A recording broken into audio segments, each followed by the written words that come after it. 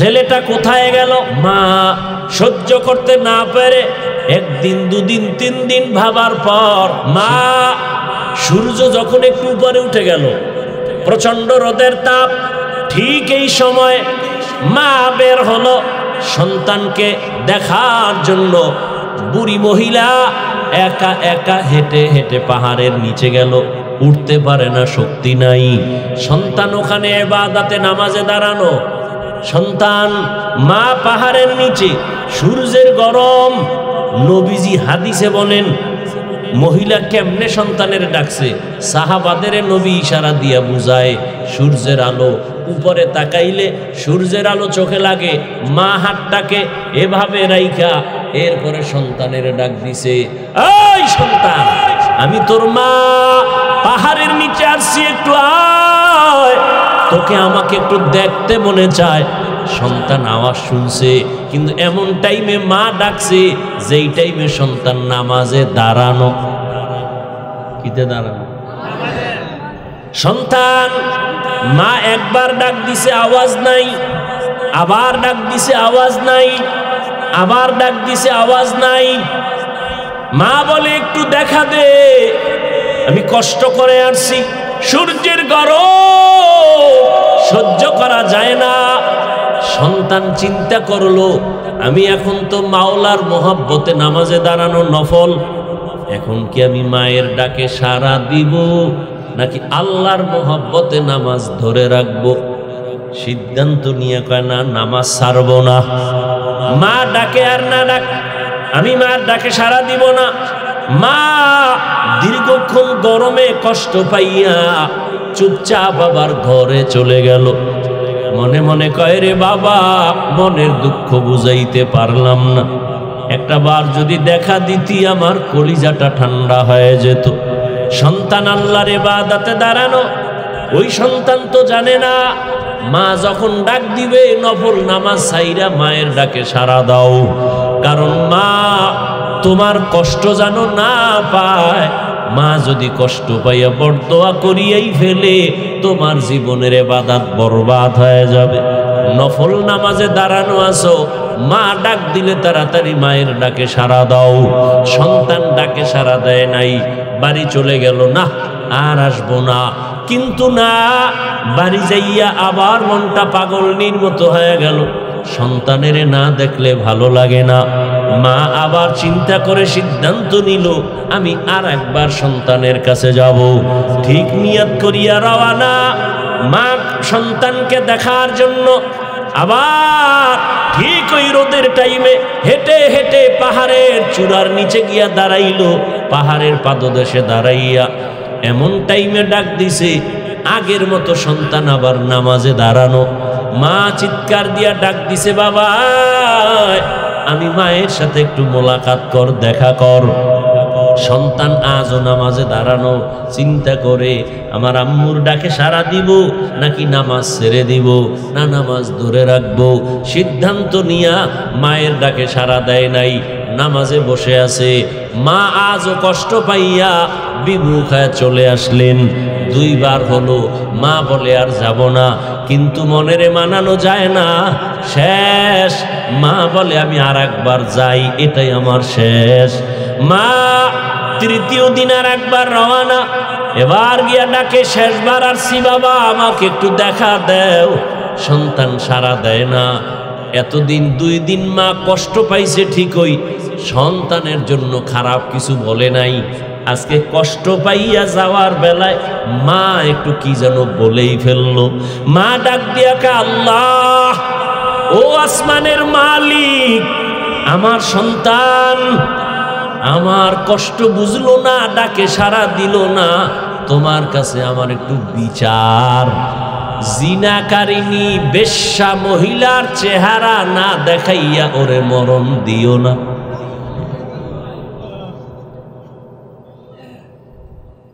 ওইটা তার কাছে অনেক বড় বড় দোয়া। যদি কিন্তু জিনা করাইয়া মরণ দিও তো আরো মারাত্মক।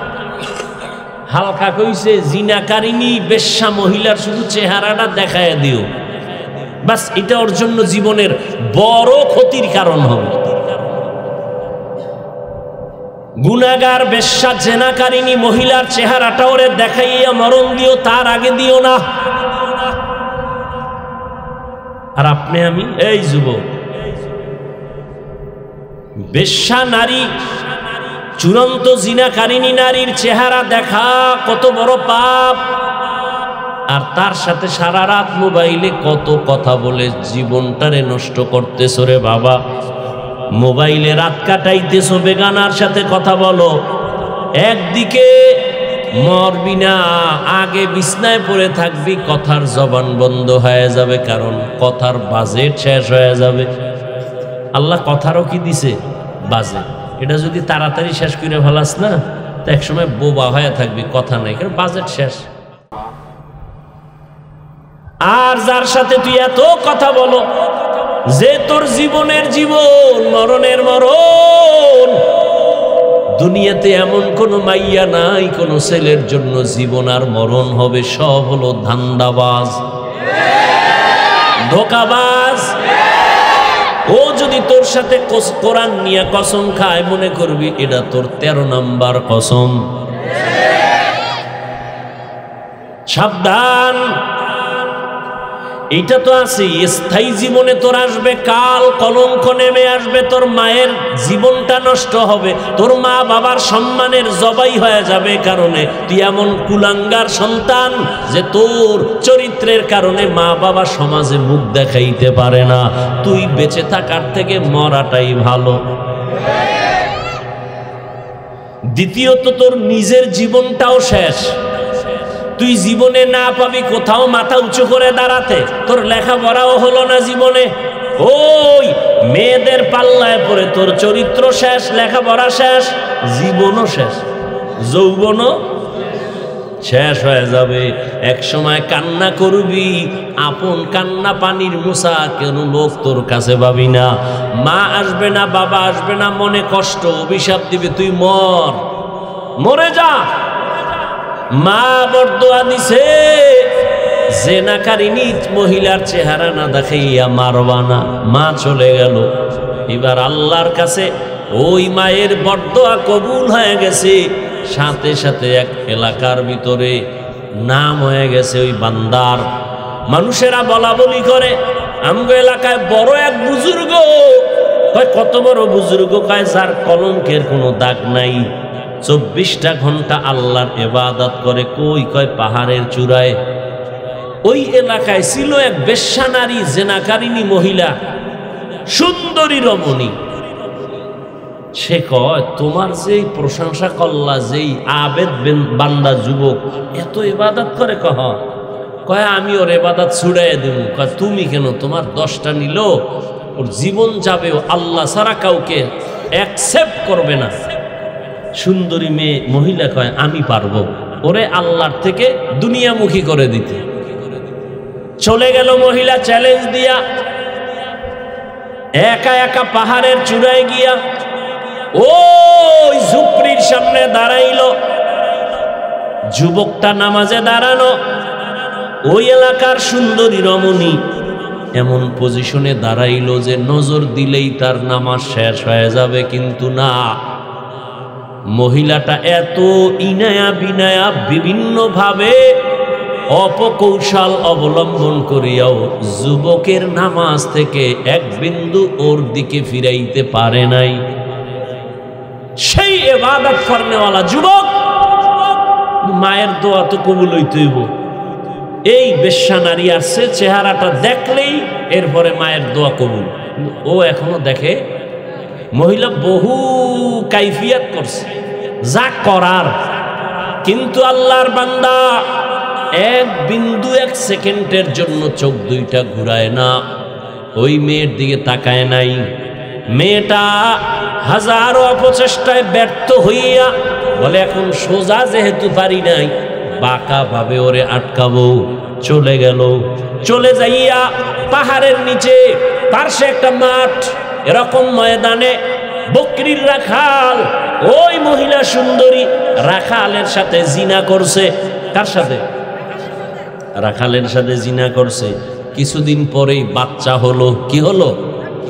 এই মহিলা, রাসূলের হাদিস, এই মহিলা বাচ্চা কোলের মধ্যে নিয়া এলাকায় ঘুরা ঘুরা কয়, তোমগো বুজুর্গের জানুনি কি হাল? কয় কি? কয় এই দেখো অবৈধ বাচ্চা ওই বুজুর্গের। বাচ্চা কার? বুজুর্গের না রাখালের? কিন্তু মহিলা যখন ডাইরেক্ট পারে নাই, এবার অপবাদ শুরু করছে, এলাকায় ঘুরে ঘুরে কয় ওই বুজুর্গ আমার সাথে জিনা করছে, এই দেখো তার বাচ্চা। একথা শুই না এলাকার মানুষ লাঠি হাতে নিয়ে রওয়ানা, এই বুজুর্গের আর এলাকায় রাখবো না। উপরে যাইয়া ঘর ভাঙছে, ভাইঙ্গা বলে তোমার ইবাদত বন্ধ করে দাও, তুমি বড় খারাপ। কিন্তু ইবাদতে ছিল নামাজে। হঠাৎ একদিক থেকে কে যেন তার শরীরের উপর একটা টাচ করলো, একটা চিৎকার দিয়া কয় সাবধান, কি হয়েছে বলো? বলে তুমি জিনা করেছো, বাচ্চা হয়েছে। জিনাকারী নারী এলাকায় ঘুরে বলে আল্লাহর জাতের কসম আমি এক সেকেন্ডের জন্য কোনো গুনাহ করি নাই, কবিরা গুনাহও করি নাই। বলে কে? বলে ওই মহিলা। কয় আনবানি আমার সামনে। পারবা? কয় পারবো। কয় রেডি হও, আনো। এইবার আল্লাহর বান্দা ওই মানুষ গিয়া মহিলারে রেডি করলো। পারবা বলতে আবেদের সামনে, বুজুর্গের সামনে। কয় পারবো। কয় চলো। পাহাড়ের নিচে এসে সব বসা, আর এই যুবক কাঁদতেছে, আল্লাহ না জানি মায়ের কারণে তুমি আমার উপরে বেজার হয়ে গেছো, কিন্তু তোমার কাছে আমার দাবি, জীবনের একটা শেষ দাও যদি তোমার কাছে ভালো লাগে, এর বিনিময়ে তুমি জিনার এই মিথ্যা অপবাদ থেকে আমাকে হেফাজত করো। ব্যাস এবার নিচে নামছে। নাইমা মহিলা এত বড় বেঈমান, সবার সামনে বলে এই পুরুষ আমার সাথে জিনা করছে। এখনো আমার দিকে তাকা, তোর সাথে কে জিনা করেছে? বলে তুমি করেছো। বাচ্চাটা দিয়ে দিল। বাচ্চাটারে কোলে আনলো এই আবেদ বুজুর্গ। বাচ্চাটারে কোলে আইনা মনে মনে মালিকেরে বলছে, মালিক তুমি সত্যটা প্রকাশ করে দাও। বাচ্চাটারে কোলে আইনা সবার সামনে বলে, বাচ্চা তুই শিশু, কথা বলতে পারো না, আল্লাহর হুকুমে তুই বল তোর বাবাকে। সাথে সাথে দুধের বাচ্চা জবান খুলে গেছে, ডাক দিয়া কয় আমার বাবা হলো রাখাল। মান কানা ইউরিদুল আজিলাতা আজ্জালনা লাহু ফিহা মা নাশা লিমান নুরিদ সুম্মা জাআলনা লাহু জাহান্নাম ইয়াসলাহা মাযমুমান মাদহুরা। আল্লাহ বলেন যারা দুনিয়া আমার কাছে চায় আমি অতি দ্রুত দুনিয়া তাদের দিয়া দেই, পরিণাম ফলে তার জন্য বানায় রাখলাম জাহান্নাম। আল্লাহর বান্দা যুবক ইবাদতের জন্য এতটা পাগল পাড়া হয়ে গেল, এখন আর খানারও চিন্তা নাই, ঘুমানোরও চিন্তা নাই, শুধু আমার মাওলার সাথে মোহাব্বত এমনভাবে তৈরি হয়ে গেল। ও আল্লাহর বান্দারা, এই মোহাব্বতটা অন্তরে জমা হয়, জমা করেন আমার আল্লাহ। যেমন আপনারা এখানে আসছেন টাকা দিয়াও এই মানুষগুলো এই বৃষ্টির মাঝে এখানে দাঁড় করায় রাখা যাইতো না, টাকার লোভে খানার লোভেও পারা যাইতো না। এখানে টাকা নাই, পয়সা নাই, খানা নাই, এরপরও কেন এখানে দাঁড়ানো? একমাত্র আমার আল্লাহর মোহাব্বতের কারণ। আল্লাহর মোহাব্বত। যারা দুনিয়াদার, দুনিয়াদার এক দুনিয়াদার গেছি গিয়া পালাইয়া, ওর খবর টবর পাইতেছি না।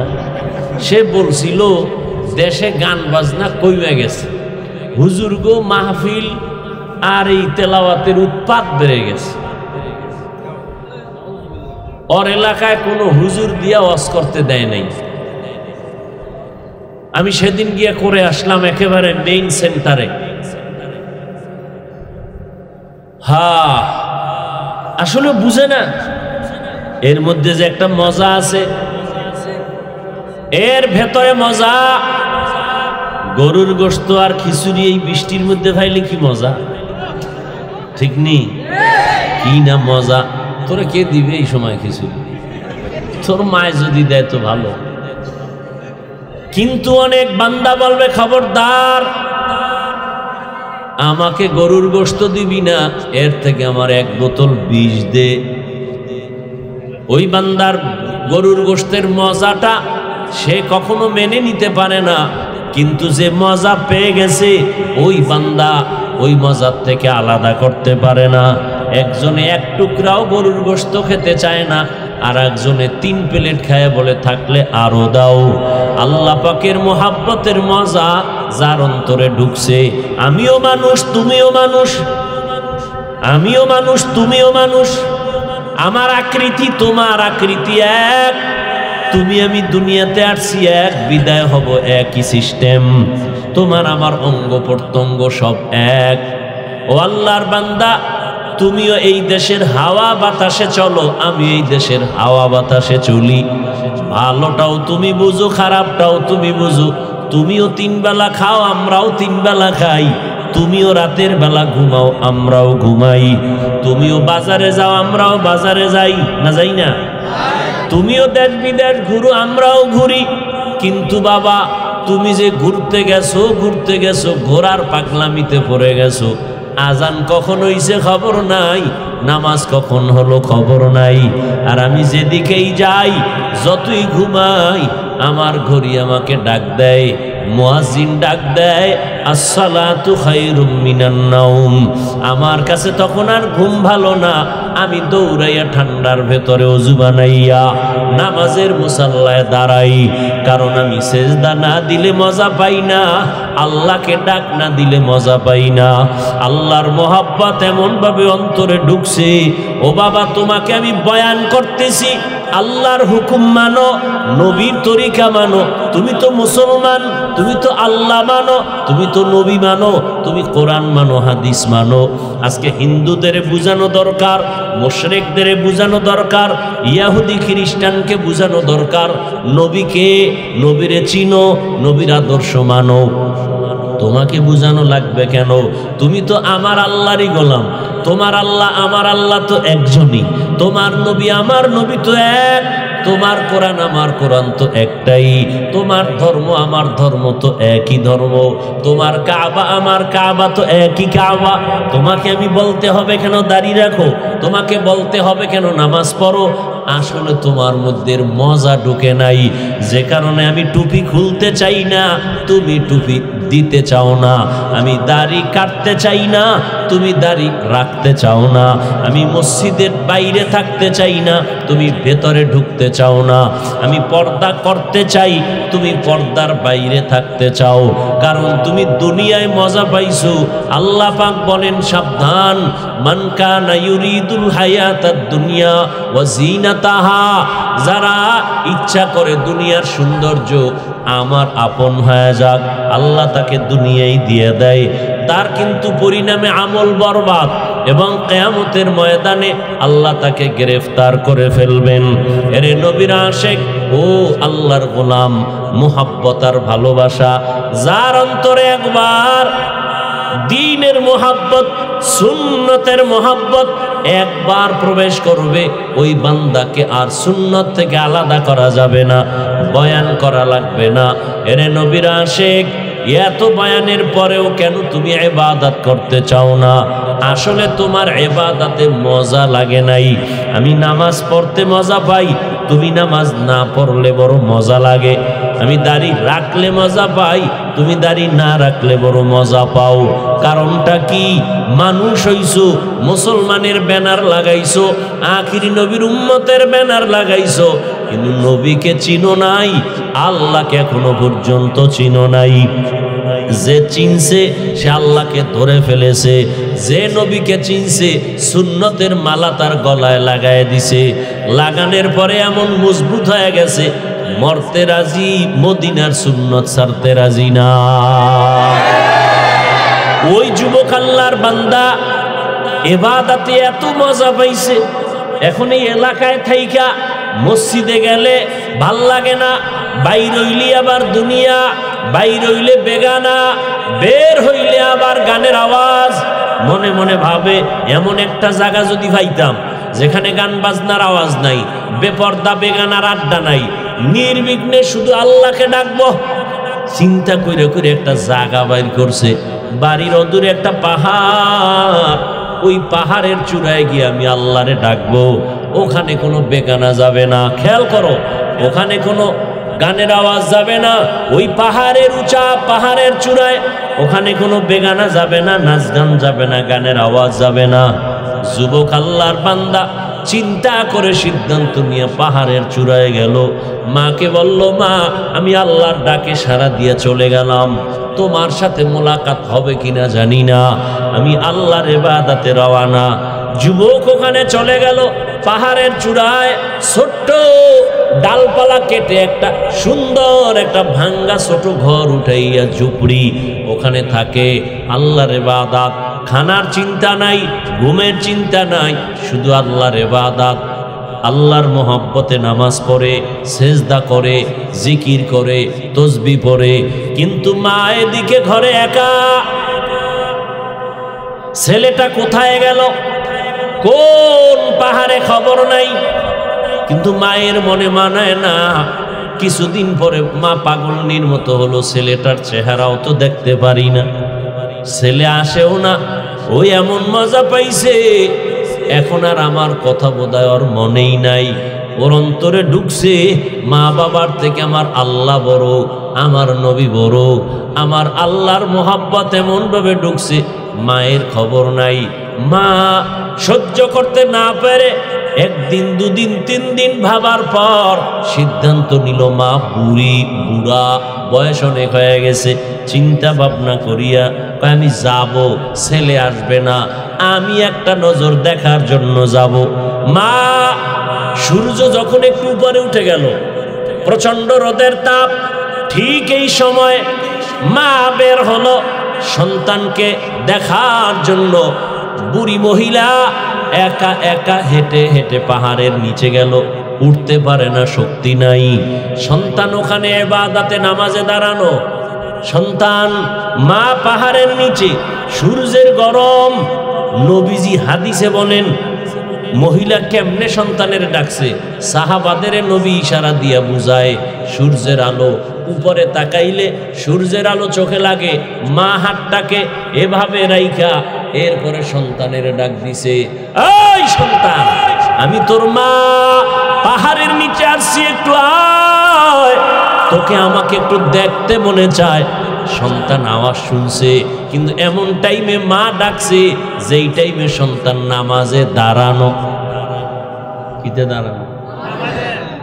সন্তান, মা একবার ডাক দিছে, আওয়াজ নাই, আবার ডাক দিছে, আওয়াজ নাই, আবার ডাক দিছে, আওয়াজ নাই।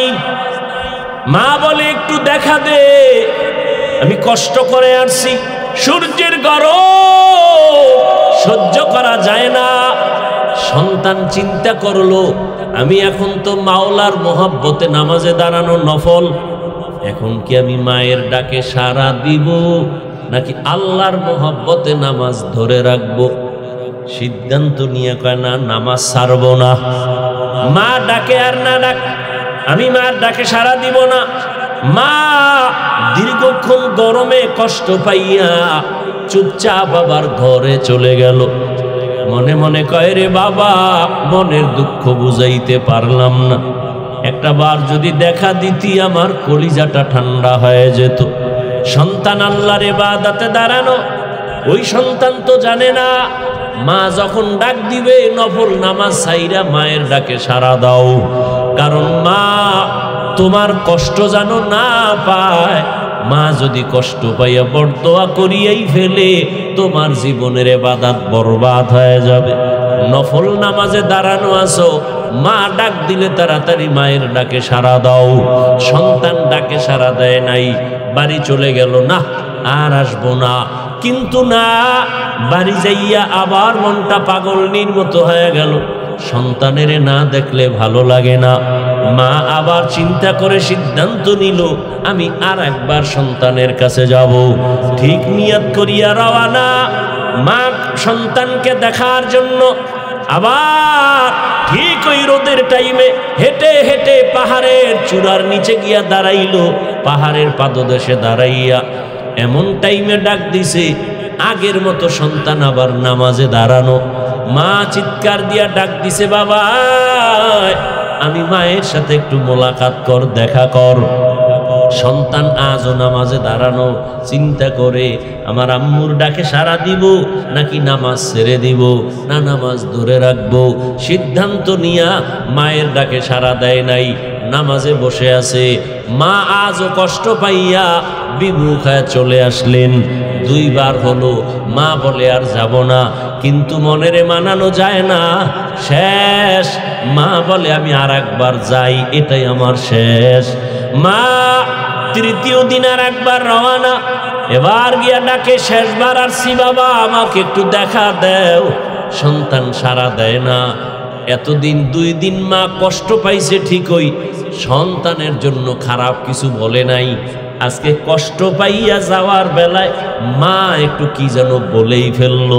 মা ডাক দিয়া কা, আল্লাহ ও আসমানের মালিক, আমার সন্তান আমার কষ্ট বুঝলো না, ডাকে সাড়া দিল না, তোমার কাছে আমার একটু বিচার। জিনাকারিনী বেশ্যা মহিলার চেহারা না দেখাইয়া ওরে মরণ দিও না।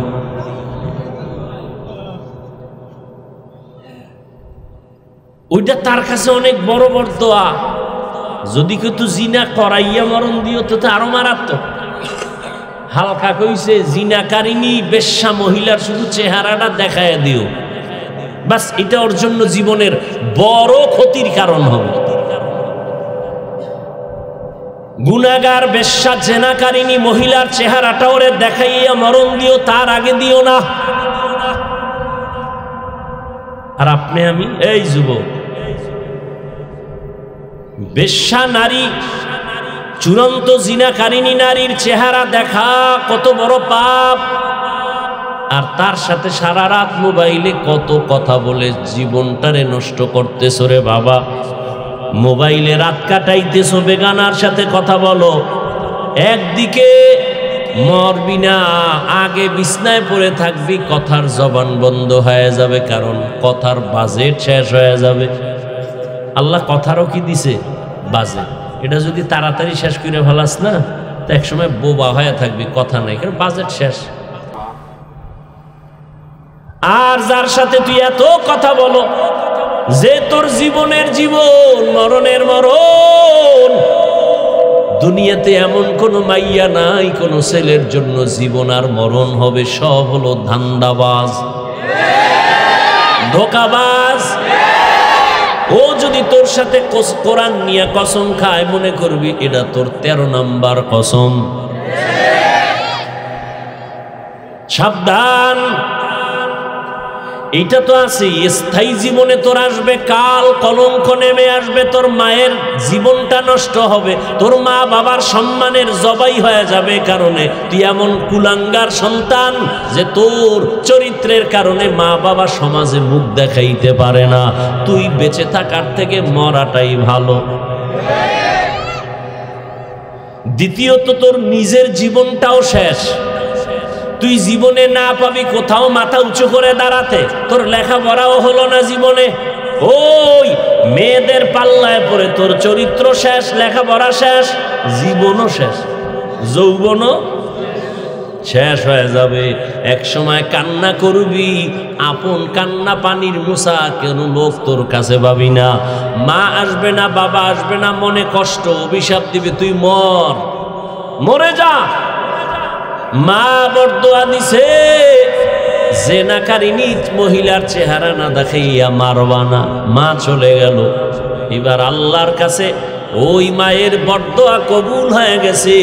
সাথে সাথে এক এলাকার ভিতরে নাম হয়ে গেছে ওই বান্দার। মানুষেরা বলা বলি করে, আমগো এলাকায় বড় এক বুজুর্গ। কয় কত বড় বুজুর্গ? কয় যার কলঙ্কের কোনো দাগ নাই, 24টা ঘন্টা আল্লাহর ইবাদত করে। কই? কয় পাহাড়ের চূড়ায়। ওই এলাকায় ছিল এক বেশ্যা নারী, জেনাকারিনী মহিলা, সুন্দরী রমণী। সে কয় তোমার যেই প্রশংসা করলা, যেই আবেদ বান্দা যুবক এত ইবাদত করে, কয় আমি ওর ইবাদত ছুড়াই দেব। কয় তুমি কেন? তোমার 10টা নিল, ওর জীবন যাবে, আল্লাহ ছাড়া কাউকে অ্যাকসেপ্ট করবে না। সুন্দরী মেয়ে মহিলা কয় আমি পারবো, ওরে আল্লাহর থেকে দুনিয়ামুখী করে দিতে। চলে গেল মহিলা চ্যালেঞ্জ দিয়া, একা একা পাহাড়ের চূড়ায় গিয়া ওই ঝুপড়ির সামনে দাঁড়াইল।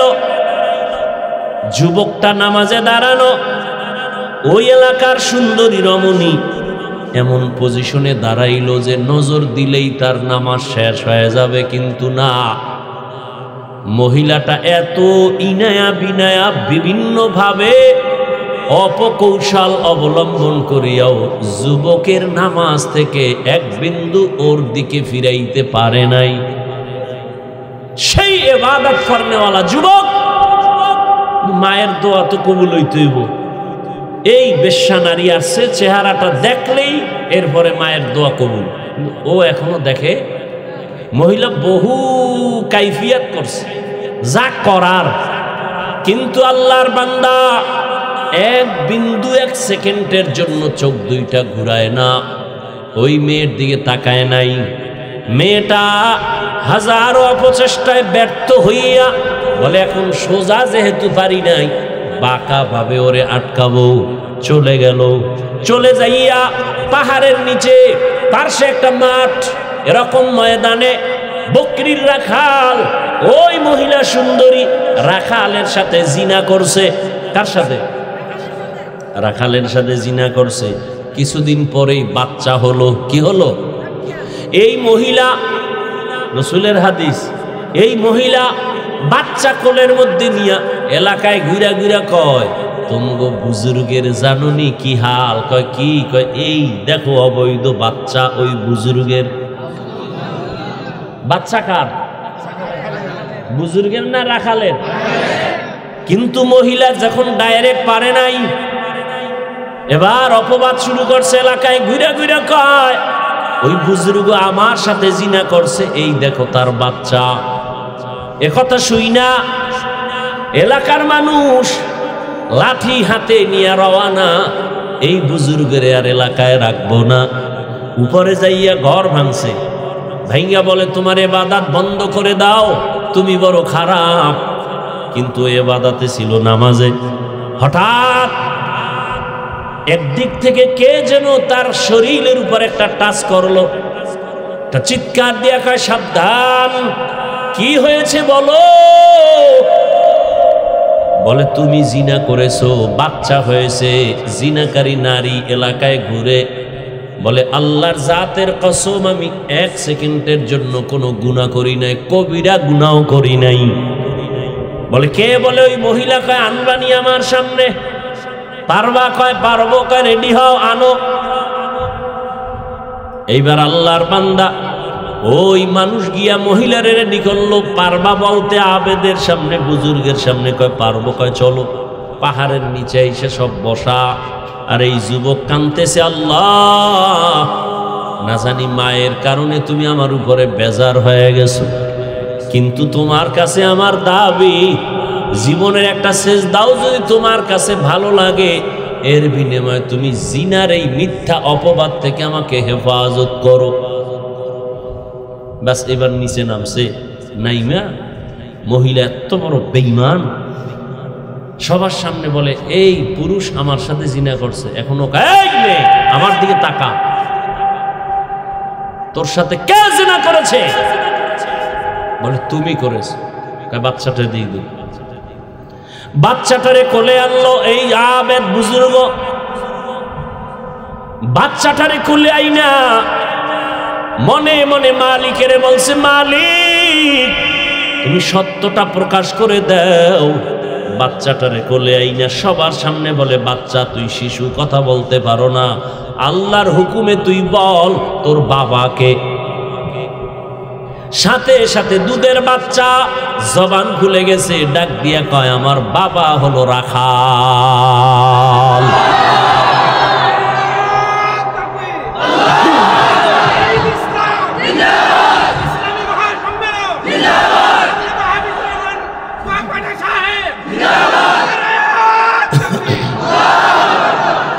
বুঝছেন ঘটনা থেকে কিছু? মায়ের বড্ড কিন্তু লাগছে না? জেনাকারী মহিলার চেহারা দেখছেনি? দেখছে, ওদিক দিয়ে আল্লাহ ওরে জিনার অপবাদ থেকে কি করছেন? হেফাজত করছেন। যুবকদের ইবাদত, এরে আল্লাহর গোলাম, আল্লাহ বলেন পাহাড় সমপরিমাণ গুনাহ করছো, তওবা কর, বিনয়ের সাথে তওবা কর। ও যুবক, আমি আজকে তোমাকে কত বিনয়ের সাথে বলতেছি, তুমি মনে করতেছো হুজুর আপনি কথা বলেন সত্য ভালো, কিন্তু এটা কি সম্ভব নেই? আমি মাত্র ক্লাস 7-এ পড়ি, আমার আব্বা বিবারিয়া শহরে ব্যবসা করে, আমার বাবা আর্মির চাকরি করে, বিডিআরের চাকরি করে, আমার আব্বা বিদেশ থাকে, আমার আম্মা জেনারেল লাইনের মা। আপনি কি বলেন এত তাড়াতাড়ি আমি দাড়ি রাখবো, এত তাড়াতাড়ি নামাজ পড়বো? কথা ঠিক আছে, তবে এটা কি সম্ভব? ও বাবারা একটু খেয়াল করো, তোমার মতোই তো কত যুবক স্কুল কলেজে পড়ে 5 বেলার নামাজ পড়ে আসেনি। তুমি কেন পারবা না?